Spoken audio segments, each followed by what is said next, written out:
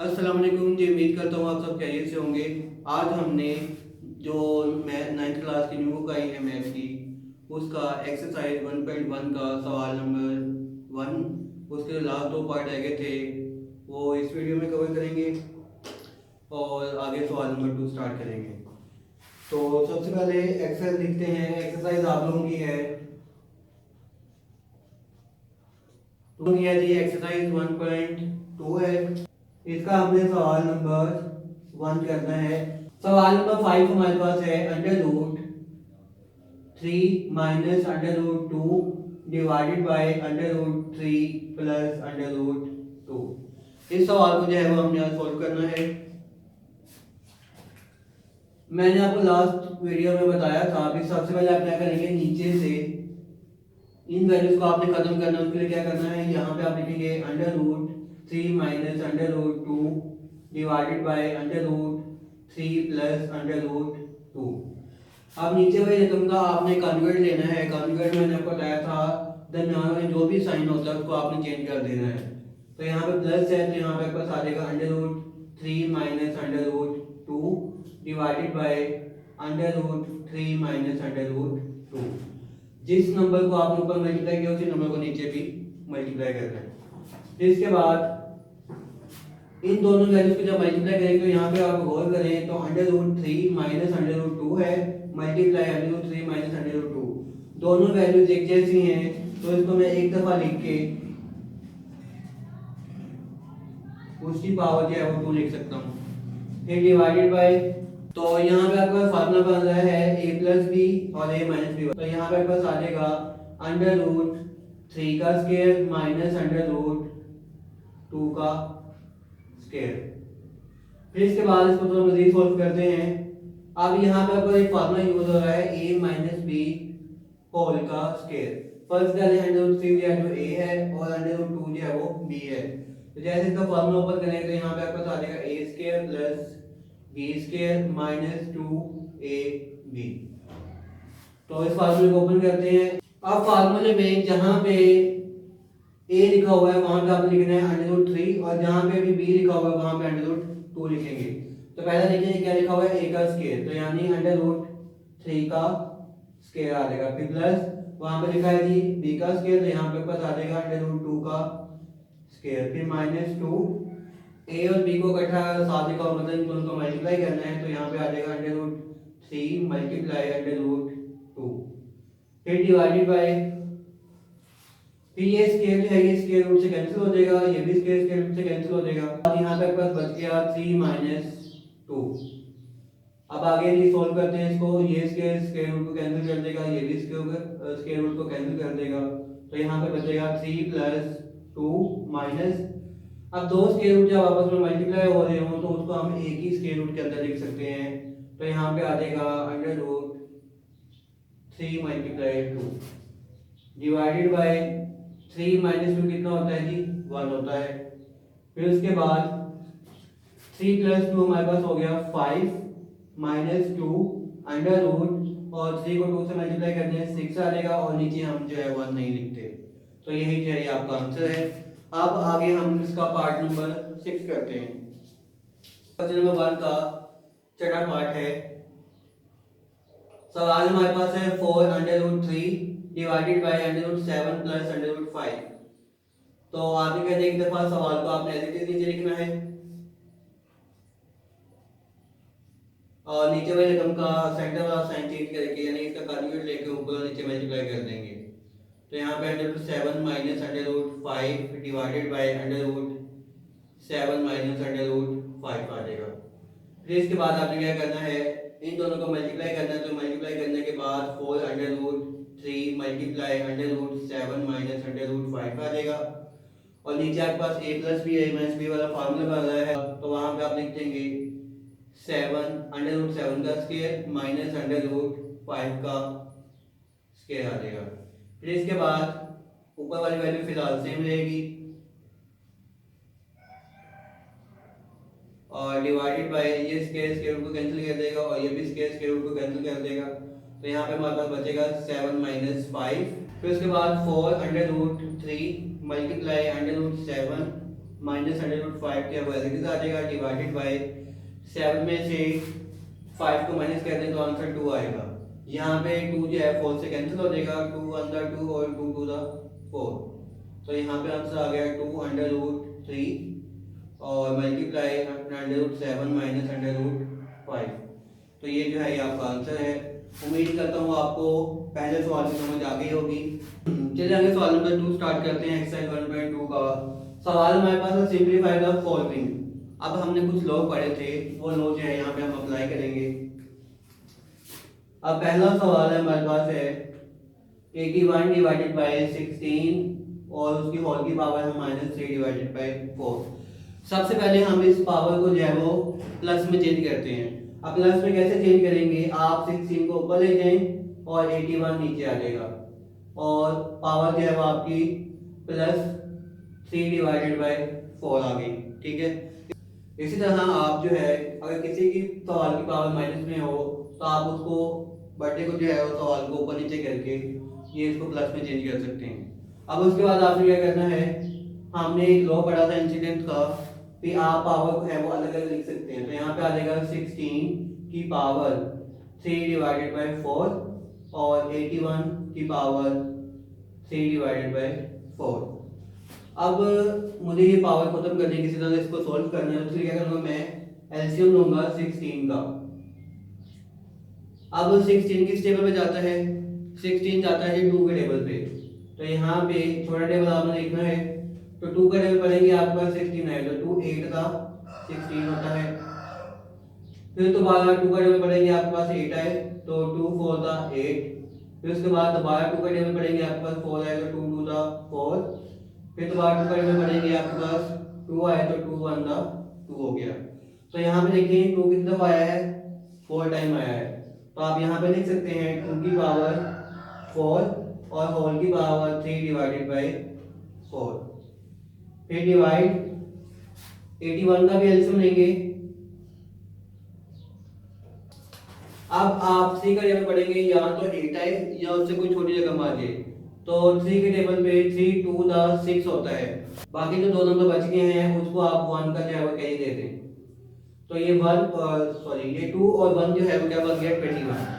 अब आप 3 का टेबल पढ़ेंगे, आपके पास 21 है, तो 3 7 का 21 होता है।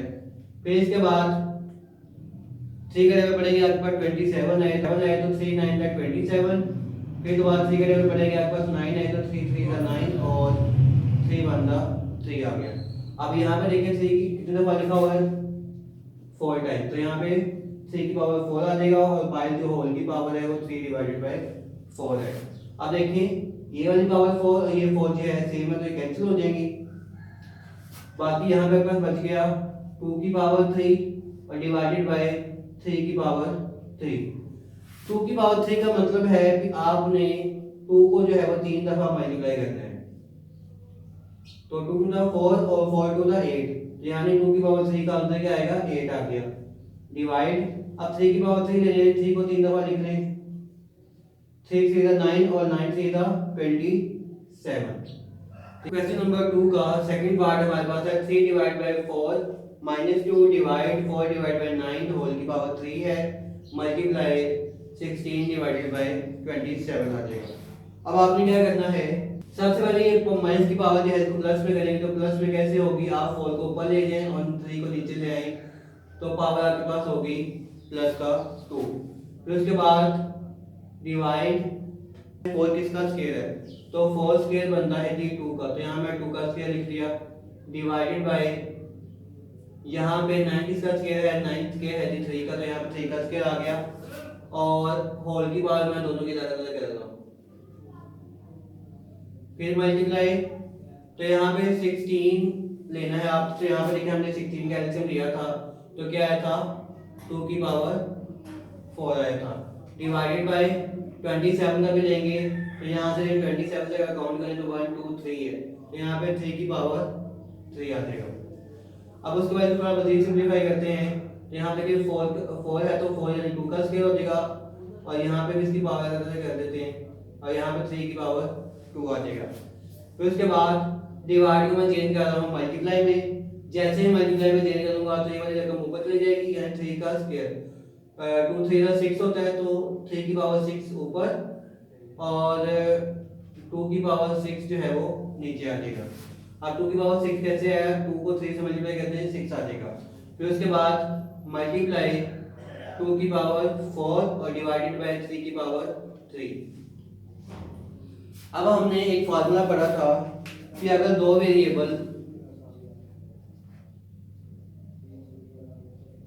एक जैसे हों, नीचे वेरिएबल एक जैसे हैं, उसको आप एक दफा लिखेंगे और पावर आप उनकी ऐड कर सकते हैं।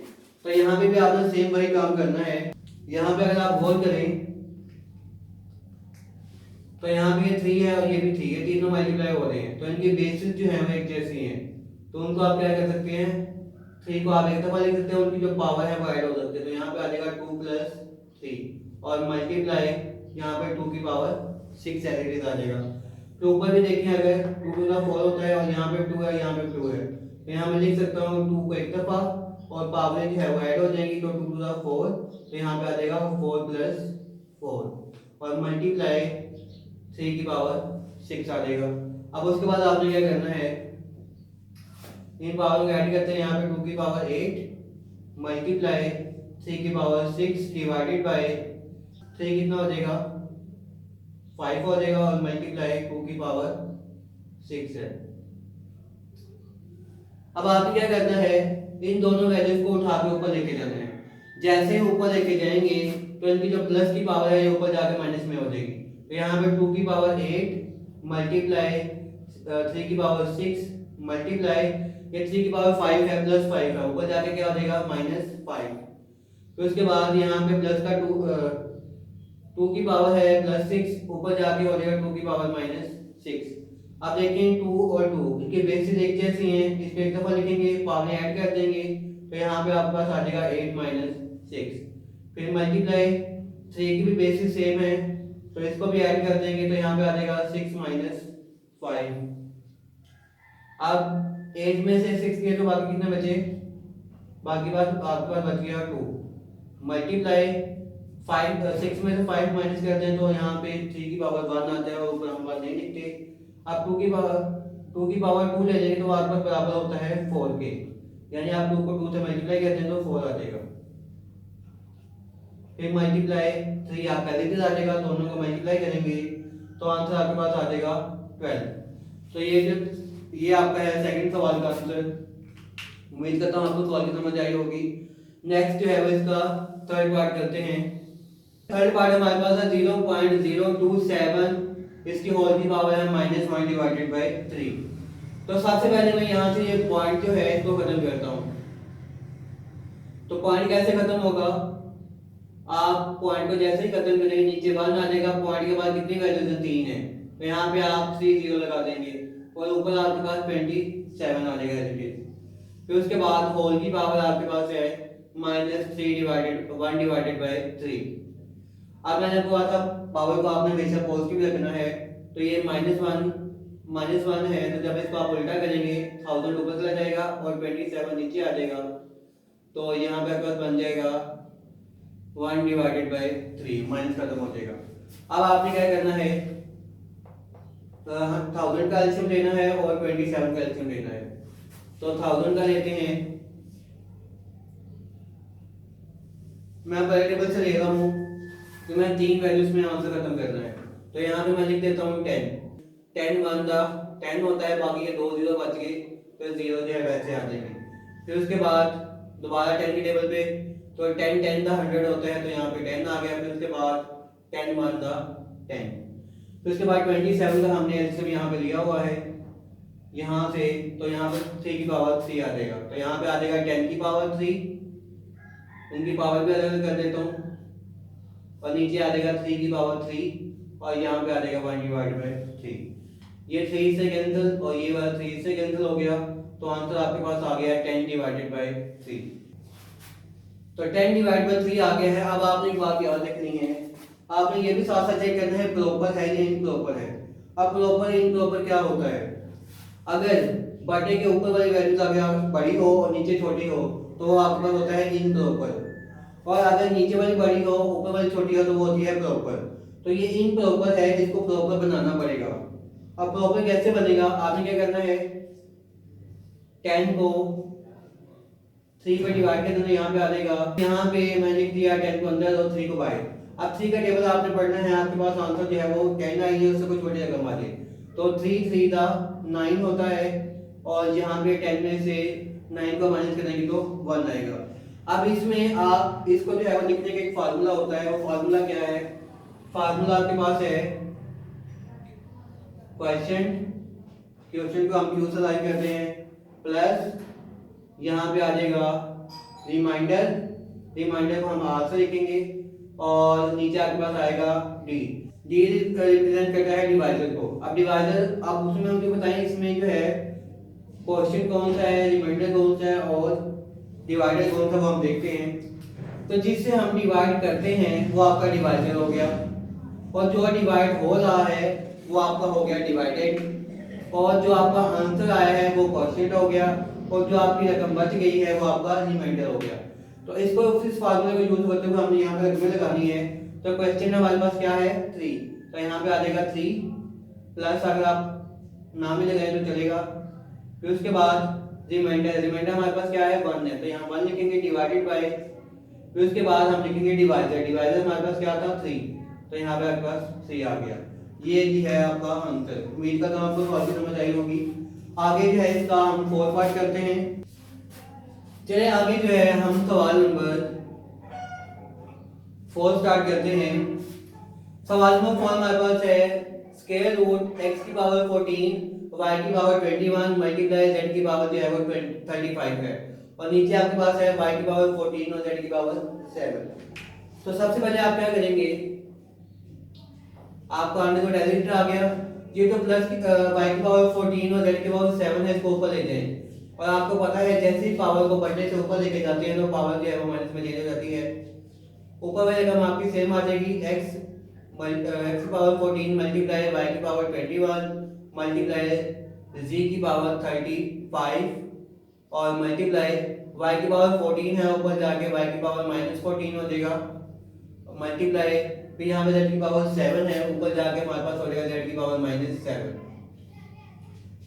अब मैंने आपको कहा था अगर बेसिस सेम हो तो आप पावर को ऐड कर सकते हैं। तो यहाँ पे देखें x आपका अकेला ही है, तो x आपका वैसे आ जाएगा x की पावर 14 मल्टीप्लाई, यहाँ पे y है और यहाँ पे y है, दोनों की बेसिस एक जैसी हैं, तो y को एक दफा लिखेंगे, पावर ऐड कर देंगे, यहाँ पे 21 है और यहाँ -14 है, तो 21 -14 आपका आंसर आ जाएगा। फिर उसके बाद z, यहाँ पे z की पावर 35 है और यहाँ पे z की पावर है जी -7, तो 35 -7 आ जाएगा। फिर इसके बाद आपने क्या करना है, अंडर रूट आपका एज आ जाएगा, यहाँ पे आ जाएगा x की पावर 14 मल्टीप्लाई 21 में से 14 को माइनस करेंगे तो आंसर आपके पास आएगा 7, और मल्टीप्लाई z की पावर जो है 35 में से हम माइनस करेंगे 7 को, तो आंसर आपके पास आएगा 28। अच्छा यहाँ पे एक सवाल थोड़ी सी गड़बड़ हो गई है, यहाँ पे पावर जो है वो 7 आनी है, तो स्क्वायर रूट की पावर 7 है तो वो साथ साथ लगाते जाएंगे। यहाँ पे इसका इस तरह लिख सकते हैं, स्क्वायर रूट को पावर में चेंज कर दो तो यहाँ पे 1 डिवाइडेड बाय 7, जितनी भी पावर होगी उसको 1 डिवाइड बाय की फॉर्म में लिख देना है। तो यहाँ पे स्क्वायर रूट की पावर हमारे पास 7 थी, तो यहाँ पे 1 डिवाइड बाय 7 लिख दिया। तो यहाँ पे आपके पास आ जाएगा x की पावर 14 मल्टीप्लाई y की पावर 7 मल्टीप्लाई z की पावर 28। अब आप क्या करेंगे, इन सब की पावर जो है अलग-अलग कर देंगे, तो यहाँ पे आ जाएगा x की पावर 14 और होल की पावर 1 डिवाइड बाय 7 आ जाएगा, फिर मल्टीप्लाई y की पावर 7 और होल की power 1 divide by 7 multiply z की पावर 28 और होल की पावर आपके पास आएगी 1 डिवाइड बाय 7। अब आगे आपने क्या करना है, यहाँ पे इसकी कटिंग करनी है, 7 1 7 और 7 2 14, तो यहाँ पे x का आंसर आ गया x की पावर 2, फिर मल्टीप्लाई 7 7 से कैंसिल हो गया, पावर 1 बची, बार में हम नहीं लिखते तो y खाली आ जाएगा, फिर मल्टीप्लाई 7 1 7 और 7 4 28 होता है, तो यहाँ पे g की पावर 4 आ गया। ये आपका सवाल है, उम्मीद करता हूं आपको समझ आई होगी। आज हमने क्वेश्चन नंबर 2 के 4 पार्ट किए हैं, इंशाल्लाह अगली वीडियो में इसको जो बाकी 5 पार्ट रह गए हैं वो अगली वीडियो में कवर करेंगे। अगर किसी बच्चे को इस सवालों में कोई मसला है या कोई सवाल समझ ना आया हो तो आप मुझे कमेंट में रब्ता कर सकते हैं। मैं इंशाल्लाह पूरी कोशिश करूँगा कि आपको समझा सकूँ। और आप सब लोगों से गुजारिश है, मेरे चैनल लाजमी सब्सक्राइब कर दें और बेल आइकन को लाजमी प्रेस कीजिएगा ताकि नई आने वाली वीडियो जो हैं वो आपको टाइम पे मिल सकें। शुक्रिया, अल्लाह हाफिज़।